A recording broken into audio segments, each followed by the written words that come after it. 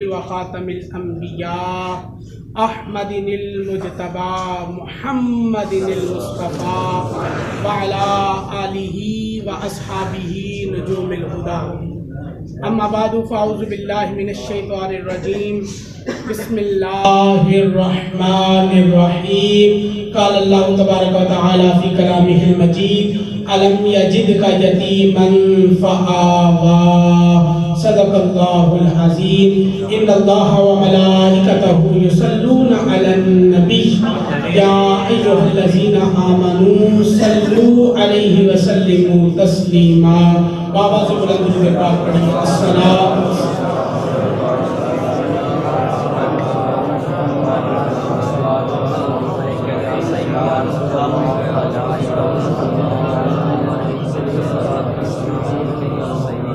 فتح باب نبوت پہ بے حد درود ختم دور رسالت پہ لاکھوں سلام اور ہیں شاہ دو جہاں کے خیالوں سے متفق شاعر کہتا ہے ہیں شاہ دو جہاں کے خیالوں سے متفق سائنس کے علوم میں جتنے اصول ہیں اور مریخ چاند زہرا عطارد خلا دھنک مریخ چاند زہرا عطارد خلا دھنک یہ سب میرے حضور کے قدموں کی دھول ہے اور کسی شاعر نے کیا خوب کہا تو نبیوں کی فہرست میں یا نبی تو رسول آخری تو نبی آخری تو نبیوں کی فہرست میں یا نبی تو رسول آخری تو نبی آخری تیرا دین آخری و کتاب آخری تجھ پہ آئی خدا کی وہی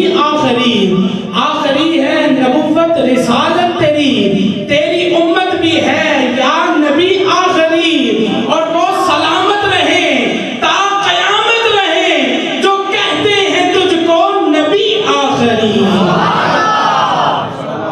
اللہ تعالیٰ جل جلالہ کی حمد و ثنا سرکار مدینہ سرور قلب و سینہ صاحب معطر پسینہ احمد مجتبی حضرت محمد مصطفیٰ صلی اللہ علیہ وسلم کی بارگاہ میں درود و سلام کا نذرانہ پیش کرنے کے بعد میرے نہایت ہی قابل صد احترام بزرگوں اور عزیز دوستوں اللہ رب العزت کا لاکھ لاکھ شکر ہے کروڑہ شکر ہے کہ اس نے رمضان المبارک کا ایک اور بابرکت جمعہ ہمیں دیکھنا نصیب فرمایا رب کائنات کے حضور دعا ہے اللہ اس دن کے صدقے ہم سب کو مغفرت کا پروانہ عطا فرمائے اور رمضان المبارک کی زیادہ سے زیادہ رحمتوں اور برکتوں کو سمیٹنے کی توفیق عطا فرمائے حضرات گرامی قدر آج رمضان المبارک کی 10 تاریخ ہے اور آپ تمام احباب بخوبی جانتے ہیں رمضان المبارک کی 10 تاریخ کو غمخوار مصطفیٰ غم گسار مصطفیٰ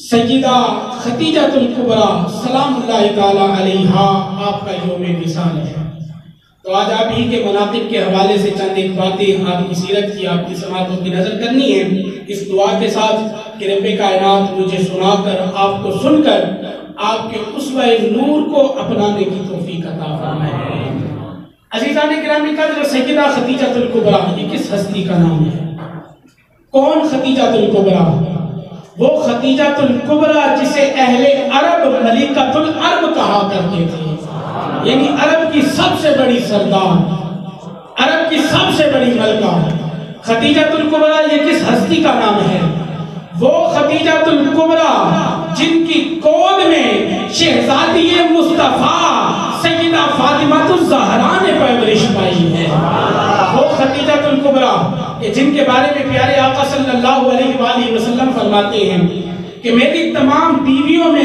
سب سے قریبی سب سے لاڈلی اور سب سے بہترین زوجہ اگر کوئی ہے تو وہ کوئی اور نہیں بلکہ خدیجہ الکبریٰ ہے وہ خدیجہ الکبریٰ کہ آپ کے وصال کے بعد بھی جب کوئی حضرت خدیجہ الکبریٰ کا ذکر کرتا تھا تو میرے اور آپ کے آقا کی آنکھوں میں حضرت خدیجہ الکبریٰ سے محبت کی وجہ سے آنسو جھلکنے لگتے تھے وہ خدیجہ الکبریٰ کہ جب آپ کا وصال کا وقت قریب آتا ہے سیدہ فاطمہ الزہرا سے فرماتی ہیں فاطمہ جاؤ اپنے پاپا کے پاس اور جا کر کہو آپ کی یہ بندی، آپ کی یہ کنیز، آپ کی یہ نوکرانی، آپ کی یہ زوجہ اپنے کفن کے لیے یا ایھا المزمل کی چادر کا مطالبہ کرتی ہے، آپ سے چادر کی درخواست کرتی ہے۔ جب حضرت فاطمہ الزہرا حضور کے پاس آتی ہیں، آ کر درخواست پیش کرتی ہیں، تو حضور کے الفاظ کیا ہیں؟ حضور فرماتے ہیں فاطمہ تیری ماں نے مجھ سے صرف چادر مانگی ہے، مجھ سے صرف کملی مانگی ہے، وہ آج مجھ سے میری جلد بھی مانگ لیتی، میں اسے اپنی جلد بھی عطا کر دیتا۔ صلی اللہ علیہ وآلہ وسلم کی آپ کے ساتھ بے پناہ محبت تھی کہ حضور یہ فرما رہے ہیں۔ اور کون خدیجہ الکبریٰ؟ ماہرین کہتے ہیں کہ کسی بھی تحریک کو پروان چڑھانے کے لیے، کسی بھی تحریک کو اوج ثریا پہ لے جانے کے لیے، کسی بھی تحریک کو عالمگیر بنانے کے لیے دو چیزوں کی اشد ضرورت پڑتی ہے۔ بات بڑی پتہ کی ہے، ماہرین کہتے ہیں کسی بھی تحریک کو، کسی بھی مشن کو کامیاب کرنے کے لیے دو چیزوں کی ضرورت پڑتی ہے، اشد ضرورت پڑتی ہے۔ ایک مال و اسباب کی ضرورت پڑتی ہے اور دوسری قربانیوں کی ضرورت پڑتی ہے۔ مال و اسباب کی ضرورت پڑتی ہے، قربانیوں کی ضرورت پڑتی ہے۔ اسلام ایک عالمگیر تحریک کا نام ہے، اسلام ایک عالمگیر انقلاب کا نام ہے، اسلام کو مال و اسباب کی ضرورت پڑتی ہے۔ سیدہ خدیجہ الکبریٰ اپنا سب کچھ حضور کے قدموں پہ قربان کر دیتی ہیں، اور اسلام کو جب قربانیوں کی ضرورت پڑتی ہے تو میدان کربلا میں سیدہ خدیجہ الکبریٰ کا سارا خاندان اپنی قربانیاں دے کر اسلام کی بقا کا ضامن بنتا ہے۔ تو سیدہ خدیجہ الکبریٰ سلام اللہ تعالی علیہا یہ اس ہستی کا نام ہے۔ عزیزان گرامی قدر، سیدہ خدیجہ الکبریٰ سے آپ کی شخصیت کا، آپ کی ذات کا، آپ کی شان کا، آپ کی عظمت کا کیا کہنا؟ آپ کی عظمت کے اتنے پہلو ہیں کہ میں بیان کرنا شروع کر دوں میری زندگی ختم ہو جائے، بلکہ مجھ سے کروڑوں خطیبوں کی زندگیاں ختم ہو جائیں، لیکن ان کی عظمت مکمل بیان نہ ہو سکے۔ میں آج آپ احباب کے سامنے صرف حضور کے ساتھ ان کی جو پہلی ملاقات ہے اس کی ایک منظر کشی کرنا چاہتا ہوں۔ ذرا آپ بابا سے بلند کہیے سبحان اللہ۔ عزیزان گرامی قدر، حضرت خدیجہ الکبریٰ آپ مکے کی بہت بڑی رئیسہ ہیں۔ آپ کے باپ کا نام تھا خویلد، آپ مکے کے بہت بڑے رئیس تھے، بہت بڑے مالدار تھے، اور کتنے بڑے رئیس تھے ذرا اندازہ لگائیے۔ حضرت خدیجہ الکبریٰ کتنی بڑی رئیسہ تھی، کتنی بڑی ملکہ تھی، ذرا اندازہ لگائیے۔ ہمارا جہلم شہر کتنا بڑا شہر ہے، پاکستان کے بڑے شہروں میں اس کا شمار ہوتا ہے؟ نہیں، پاکستان کے چھوٹے شہروں میں اس کا شمار ہوتا ہے۔ جہلم کا شمار پاکستان کے چھوٹے شہروں میں آبادی کے حساب سے بھی دیکھا جائے یا رقبے کے حساب سے دیکھا جائے، جہلم کا شمار پاکستان کے چھوٹے شہروں میں ہوتا ہے۔ اس میں بڑے بڑے رئیس رہتے ہیں، بڑے بڑے نواب رہتے ہیں، بڑے بڑے امیر رہتے ہیں۔ سب سے چھوٹا شہر ہونے کے باوجود آج تک کوئی بھی رئیس ایسا نہیں آیا، کوئی امیر ایسا نہیں آیا، کوئی نواب ایسا نہیں آیا، کوئی راجہ ایسا نہیں آیا، کوئی چودھری ایسا نہیں آیا جس نے سارے مکے کی دعوت کی، سارے جہلم کی دعوت کی ہو۔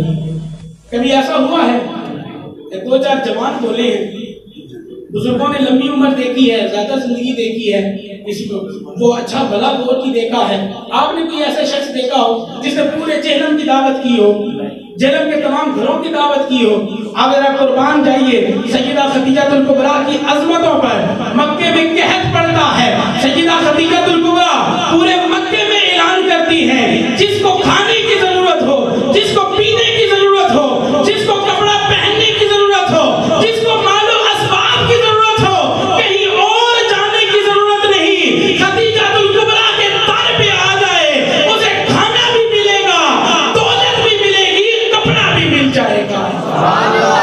سیدہ خدیجہ الکبریٰ کی دولت کا عالم ہے کہ آپ نے کئی دن پورے مکے کی میزبانی کی ہے، پورے مکے کی، بلکہ بعض مورخین نے یہاں تک لکھا ہے، بعض سیرت نگاروں نے یہاں تک لکھا ہے کہ سیدہ خدیجہ الکبریٰ کے جب قافلے تجارت کے لیے نکلا کرتے تھے، ملک شام میں یمن کی طرف جایا کرتے تھے، تو بعض اوقات ان کے قافلے میں جو اونٹ ہوتے تھے ان کی تعداد 80,000 کے قریب ہوا کرتی تھی۔ جو صرف اونٹ ہوتے تھے، مورخین نے لکھا ہے، جو صرف اونٹ ہوتے تھے ان کی تعداد 80,000 ہوا کرتی تھی. چشمے تصور سے نظارہ کیجئے, 80,000 اونٹ ایک لائن میں چل رہے ہوں تو کتنا کلومیٹر لمبی لائن بنتی ہے, ہم اندازہ بھی نہیں لگا سکتے. تو سیدہ خدیجہ الکبریٰ کی دولت کا کیا عالم ہے. مگر میرے محترم سامعین, ایک بڑا مسئلہ ہے. وہ کیا ہے کہ جب آپ تجارت کے لیے مال لے کے جاتی ہیں تو مکے میں بہت سے لوگ ایسے ہیں جو مال کو لوٹتے بھی ہیں, جو چوری چکاری بھی کرتے ہیں, ڈاکہ زنی کرتے ہیں, راہ زنی کرتے ہیں. سیدہ خدیجہ الکبریٰ نے ایک دفعہ دیکھا, 2 دفعہ دیکھا, 3 دفعہ دیکھا. جب یوں سمجھ لیجئے پانی سر سے کراس ہو گیا, اب حضرت ابو طالب کے گھر تشریف لے آئے. کیونکہ حضرت ابو طالب مکے کے بہت بڑے رئیس تھے, آپ سردار تھے, مکے کے بہت بڑے سردار تھے. حضرت عبد المطلب کا وہ گھرانہ تھا, گھر تھا. حضرت ابو طالب کے پاس آئیں اور آ کے کہتی ہیں کہ میں خوالد کی بیٹی خدیجہ الکبریٰ ہوں, مکے کی بہت بڑی رئیسہ ہوں, لیکن مجھے یہ مسئلہ ہے کہ مکے والے میرا مال لوٹ لیتے ہیں, وہ ڈاکہ زنی کرتے ہیں, راہ زنی کرتے ہیں. میں آپ کے پاس امان لینے کے لیے آئی ہوں, ذرا سنیے ابو طالب کے الفاظ کیا ہیں. حضرت ابو طالب فرماتے ہیں, بی بی آپ آج آئی ہیں, آج کے بعد شکایت لگانے کی ضرورت نہیں پڑے گی, کیونکہ آج کے بعد کوئی اور نہیں, ابو طالب خود آپ کے قافلے کا نگہبان بن کے رہے گا. حضرت خدیجہ الکبریٰ یہ بات سنتی ہیں اور خوشی کے ساتھ واپس پلٹ جاتی ہیں. ساتھ جو نوکر ہوتے ہیں, ملازم ہوتے ہیں, جو غلام ہوتے ہیں, ہاتھ جوڑ کے عرض کرتے ہیں, بی بی صاحبہ انہوں نے نہ کوئی نیا منصوبہ بتایا ہے, انہوں نے نہ کوئی نیا رستہ بتایا ہے, نہ کوئی ایکشن پلان بتایا ہے, نہ ہی کوئی فوج دی ہے, نہ ہی ساتھ محافظ دیے ہیں, نہ کوئی نگہبان دیے ہیں, صرف تسلی دی ہے. آپ تسلی پہ ہی راضی ہو گئی ہیں, وجہ کیا ہے؟ سیدہ خدیجہ فرماتی ہیں, خبردار خاموش ہو جا, تو جانتا نہیں ابو طالب کون ہے. ارے یہ ابراہیم کی اولاد ہے اور یہ وہ گھرانہ ہے کہ ان کی زبان سے جو نکل جاتا ہے اللہ اسے پورا کر کے دکھا دیتا ہے. جو کہہ دیتے ہیں اللہ وہ پورا کر دیتا ہے. اب عزیزان گرامی کا حضرت ابو طالب نے سارے مکے کو اکٹھا کیا اور ان کے سامنے یہ اعلان کر دیا کہ بس خبردار, آج کے بعد ابو طالب نگہبان ہوگا, آج کے بعد خدیجہ کے قافلے کا ابو طالب محافظ ہوگا. جو کچھ ہو چکا بس ہو چکا, آج کے بعد کوئی ڈاکہ زنی نہیں, آج کے بعد کوئی راہ زنی نہیں, آج کے بعد کوئی چوری چکاری نہیں. ایک بندہ کھڑا ہو گیا, ہاتھ جوڑ کے عرض کرتا ہے, ابو طالب آپ جانتے ہیں ہمارے پاس مال نہیں ہے, اسباب نہیں ہے, کوئی اور کاروبار نہیں ہے, ہمارے پاس کچھ اور نہیں ہے, کوئی ہمارا بھی سوچئے. حضرت ابو طالب فرماتے ہیں, ہاں میں تمہارا سوچ کے یہ بات کر رہا ہوں. تم میں سے اگر کوئی مالدار بننا چاہتا ہے اپنا مال میرے پاس لے کے آئے, میں اس مال کو خدیجہ کے مال میں شامل کروں گا, اللہ کئی گنا زیادہ تمہیں منافع عطا فرمائے گا. ایسا ہی ہوتا ہے, سب لوگ مال لے کے حضرت ابو طالب کے پاس آتے ہیں. حضرت ابو طالب اسی دن, یہ صبح کی بات ہے, حضرت خدیجہ آئی ہیں, ابھی سورج غروب نہیں ہوا.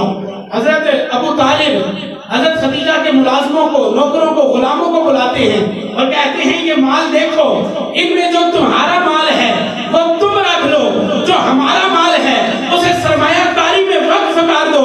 حضرت خدیجہ الکبریٰ کے غلام کو مال اٹھا کے خدیجہ کے پاس لے کے جاتے ہیں تو خدیجہ کہتی ہے, کیا شان ہے آل ابراہیم کی, کیا شان ہے آل اسماعیل کی, ایک دن بھی پورا نہیں گزرا اور ساری ریکوری بھی کروا دی ہے. ایک دن بھی پورا نہیں گزرا, ساری ریکوری بھی ہو گئی ہے. آپ فرماتی ہیں ٹھیک ہے, اب بڑی حفاظت کے ساتھ مال لے کے جانا ہے. جب تجارت کے لیے لے کے جاتی ہے کئی گنا زیادہ نفع ہوتا ہے, مال واپس آتا ہے, اس کے مختلف حصے کرتی ہیں, جس کا حصہ جسے دینا ہے الگ کر دیا ہے. اب وہ سارا مال اٹھا کے حضرت ابو طالب کی خدمت میں لے کے آتی ہیں, جو ان کا حصہ ہے وہ ان کے سامنے رکھتی ہیں, جو اپنی طرف سے نذرانہ لے کے آئی ہیں وہ ایک طرف رکھتی ہیں. حضرت ابو طالب پہلے ڈھیر کی طرف اشارہ کر کے کہتے ہیں یہ مال کون سا ہے؟ خدیجہ الکبریٰ فرماتی ہیں یہ وہ مال ہے جو آپ نے سرمایہ کاری کے لیے دیا تھا, جو آپ نے تجارت کے لیے دیا تھا, کئی گنا نفع کے ساتھ یہ آپ کو واپس کر رہی ہوں. حضرت ابو طالب دوسرے ڈھیر کی طرف اشارہ کر کے کہتے ہیں یہ مال کون سا ہے؟ خدیجہ الکبریٰ فرماتی ہیں یہ وہ نذرانہ ہے جو اللہ کی بندی آل ابراہیم کے لیے لے کے حاضر ہوئی ہے, آپ کے لیے لے کے حاضر ہوئی ہوں. حضرت ابو طالب فرماتے ہیں بی بی کیا تو جانتی نہیں ہے ہم آل اسماعیل ہیں اور ہم صدقہ نہیں لیا کرتے، ہم صدقہ نہیں لیتے، صدقہ خیرات نہیں وصول کرتے، لہذا تیری طرف سے نذرانہ ہو گیا یہ واپس لے جاؤ۔ حضرت خدیجہ الکبریٰ اصرار کرتی ہیں نہیں یہ لینا پڑے گا، آپ فرماتے ہیں نہیں تجھے لے کے جانا پڑے گا۔ اب حضرت خدیجہ الکبریٰ ہاتھ جوڑ کے عرض کرتی ہیں حضور والا اس دفعہ تو محافظ آپ بنے ہیں، اس دفعہ تو نگہبان آپ بنے ہیں، لیکن اگلی دفعہ قافلے کی گارنٹی کیا ہے؟ اگلی دفعہ کیا گارنٹی ہے؟ ذرا سنیے حضرت ابو طالب کے الفاظ کیا ہیں۔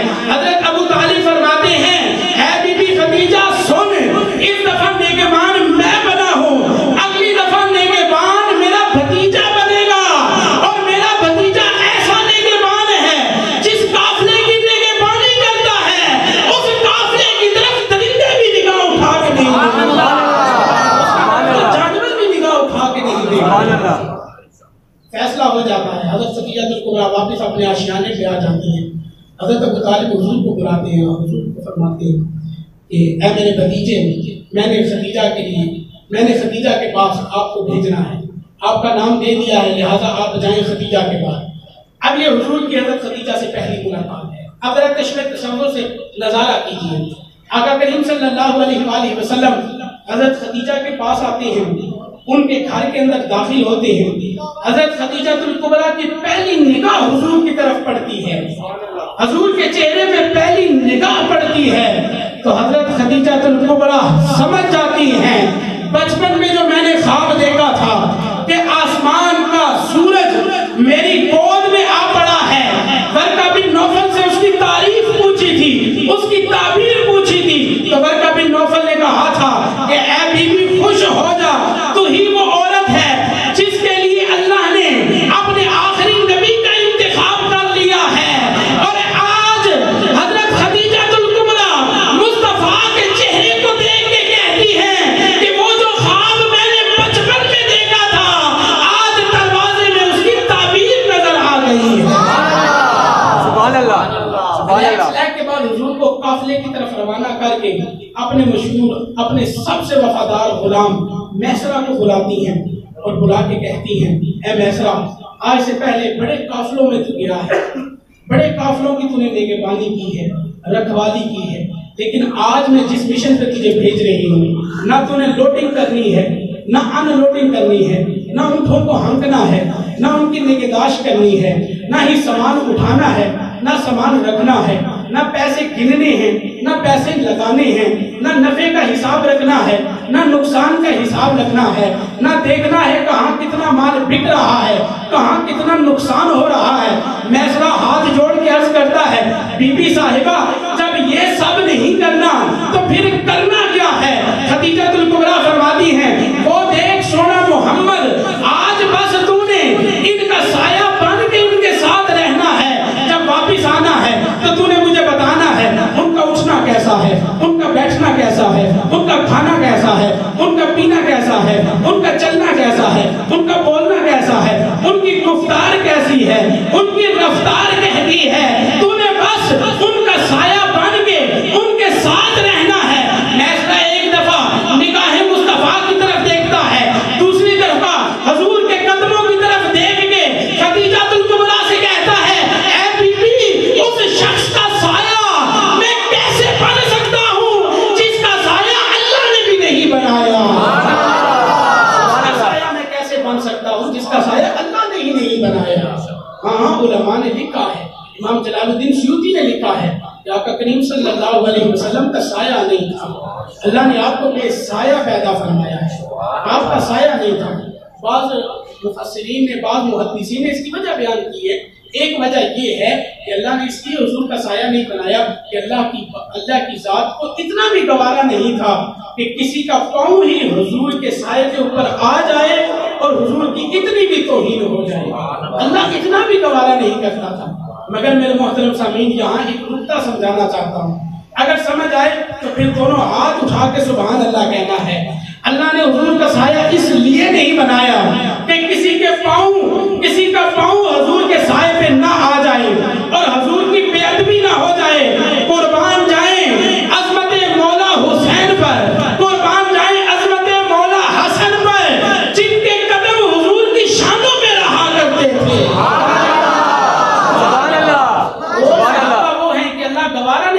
تاکہ حضور کے سائے پہ ان کا قدم آ جائے.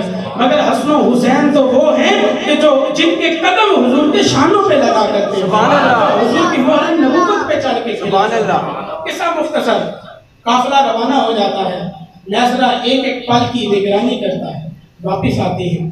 اب میرے محترم سامعین میں بالکل مختصراً بیان کر رہا ہوں. میسرہ واپس آتا ہے. جو ہی اندر داخل ہوتا ہے جمع تفریق شروع کرنے لگتا ہے. خدیجہ الکبریٰ روک دیتی ہیں. فرماتی ہیں خبردار میسرہ, آج مجھے تمہیں یہ نہیں بتانا کہاں کتنا نفع ہوا ہے, کہاں کتنا نقصان ہوا ہے. آج تمہیں یہ نہیں بتانا کتنا مال بکا ہے, کتنا مال بچا ہے. آج تمہیں یہ نہیں بتانا کہ کتنی پرافٹ ہوئی ہے, کتنا نقصان ہوا ہے. ہاں آج بتانا ہے تو صرف یہ بتا مصطفیٰ کا اٹھنا کیسا ہے, مصطفیٰ کا بیٹھنا کیسا ہے, مصطفیٰ کا بولنا کیسا ہے, ان کی گفتار کیسی ہے, ان کی رفتار کیسی ہے, ان کا کردار کیسا ہے. میسرہ کہتا ہے بی بی میں ان کی شان کیا بیان کروں. ارے وہ بولتے ہیں تو لب سے پھول چھڑتے ہیں. ارے ان کی شان کیا بیان کروں. پتھر کو ہاتھ لگاتے ہیں وہ ہیرا بن جاتا ہے, خار کو ہاتھ لگاتے ہیں پھول بن جاتا ہے, نار کو ہاتھ لگاتے ہیں گلزار بن جاتا ہے. وہ پتھر کے قریب جاتے ہیں درود پڑھتا ہے, درخت کے قریب جاتے ہیں سلام کرتا ہے. ارے ان کی شان کیا بیان کروں. ہر کوئی حجر اسود کو بوسہ دیتا ہے, حجر اسود ان کو بوسے دیتا ہے. ہر کوئی کعبے کو سجدہ کرتا ہے مگر کعبہ ان کو سجدہ کیا کرتا ہے. کی جان رتبہ محمد دا چھلے, عرش ہے محمد دے قدمہ دے تھلے, اور زمانے دا سجدہ ہے کعبے دے بلے, تے کعبے دا سجدہ محمد دے بلے. حضرت خدیجہ الکبریٰ پیغام نکاح بھیجتی ہے. میں اپنی گفتگو کو سمیٹ رہا ہوں. پیغام نکاح بھیجتی ہے. راہ رسم دنیا تو یہ ہے کہ پیغام نکاح ہمیشہ مرد بھیجا کرتا ہے. یہاں حضرت خدیجہ الکبریٰ کیوں پیغام نکاح بھیج رہی ہے, بڑا ہی بہترین نکتہ ہے. اور میرا ذوق اور وجدان یہ کہتا ہے جس نے ابھی تک سبحان اللہ نہیں کہا وہ اس نکتے پر ضرور سبحان اللہ کہے گا. عورت نے پیغام نکاح کیوں بھیجا, خدیجہ الکبریٰ نے پیغام نکاح کیوں بھیجا؟ اس لیے کہ اللہ کی ذات کو, اللہ کی غیرت کو اتنا بھی گوارا نہیں تھا کل کوئی آنے والا گستاخ رسول اللہ پہ یہ اعتراض کر سکے کہ اللہ کے رسول نے دولت کے لیے خدیجہ کی طرف پیغام بھیجا. نہیں, اللہ نے دنیا کا دستور ہی بدل دیا. اے خدیجہ پیغام نکاح بھیجنا تیرا کام ہے, تجھے عزتوں کی مسند میں بٹھانا تیرے رب کا کام ہے. اللہ کی غیرت نے اتنا بھی گوارا نہیں کیا کہ یہ اعتراض کر سکے, تو اتنا بھی اعتراض کر سکے. لیجیے اپنی گفتگو کو سمیٹ رہا ہوں. میرے محترم سامعین, یہ مالدار خاتون, یہ ملکۃ العرب, یہ رئیسہ, مکے کی بہت بڑی رئیسہ جب حضور کے گھر آتی ہیں, نکاح ہو جاتا ہے, سب کچھ حضور پہ قربان کر دیتی ہیں, سب کچھ حضور پہ قربان کر کے حضور کے ساتھ فقر و فاقہ کی زندگی گزاری. آپ کی سیرت ہماری ماؤں بہنوں کے لیے اسوہ نور ہے, اسوہ حسنہ. سب کچھ قربان کر کے حضور کے ساتھ فقر و فاقہ کی زندگی گزار رہی ہے. یہاں تک کہ شیب ابی طالب کا دور آتا ہے.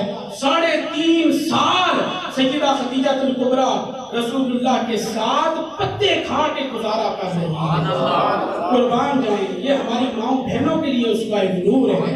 یہاں تک کہ مکے کی عورتیں حضرت خدیجہ الکبریٰ کے پاس آتی ہیں. آخری بات, گفتگو ختم. حضرت خدیجہ الکبریٰ کے پاس آتی ہیں اور آ کے کہتی ہیں خدیجہ الکبریٰ تیرا باپ خویلد بڑی شان و شوکت والا تھا.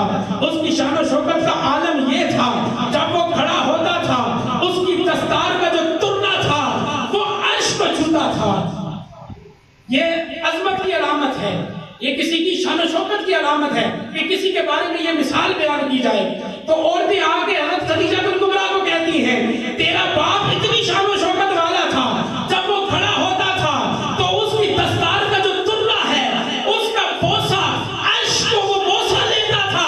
حضرت خدیجہ الکبریٰ فرماتی ہیں اے عورتوں ذرا سنو, جب میری شادی نہیں ہوئی تھی میرے باپ کی شان کا عالم یہ تھا کہ ان کی دستار کا ترنا عرش کو چومتا تھا.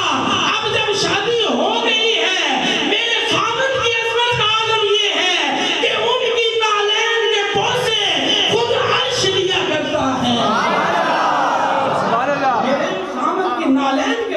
عرش لیتا ہے، وہاں نبی دیکھا ہے رتبہ آپ کی نالین کا، عرش نے چوما ہے طلبہ آپ کی نالین کا، اور اس سے آگے جائیں تو چل جائیں پر جبریل کے، جس سے آگے جانا دیکھا آپ کی نالین کا۔